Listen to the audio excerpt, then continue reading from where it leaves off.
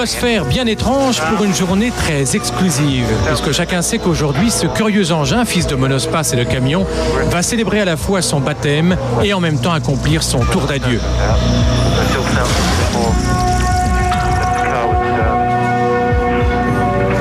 D'abord, curiosité sur le stand Renault l'an dernier au Mondial, l'idée viendra ensuite de faire rouler ce prototype dont la durée de vie finalement sera aussi brève que celle d'un éphémère. Christian Conzen, Bernard Dudot, Gérard Ducarouge, Renault Sport, Williams, Matra, auxquels vont se joindre les pilotes Éric Bernard et Alain Prost, se lancent ainsi dans la mise au point en quelques mois de ce monospace diabolique, puisqu'il est le seul à avoir un cœur qui bat à plus de 800 chevaux, un moteur de Formule 1.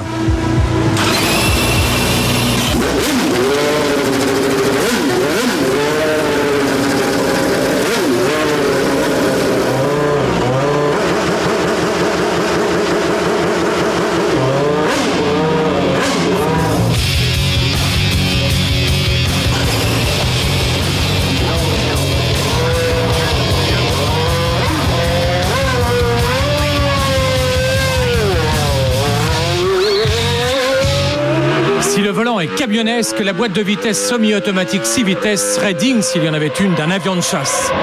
Au freinage, sous l'effet des énormes disques carbone, l'espace F1 est presque scotché sur place.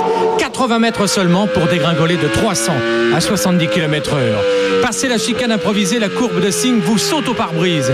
Les F1 la prenaient quasiment à fond. Mais là, il faut toute la science d'un Prost pour faire passer l'espace sur ses 4 roues. En fait, le centre de gravité est tellement haut perché, les roues de 18 pouces tellement rivées au bitume, qu'on sent que dans les mêmes circonstances, pauvre conducteur, on serait sur 2 roues, voire carrément sur le toit.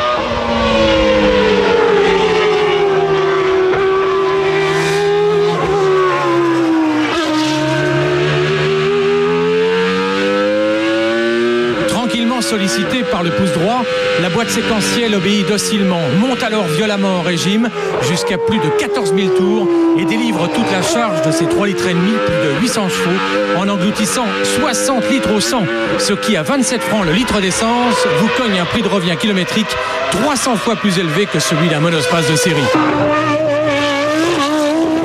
Mais ce jour est tellement exceptionnel qu'on va pas perdre son temps à étaler des trucs aussi mesquins, et seul compte le chant du 10 cylindres dans la ligne droite du Mistral.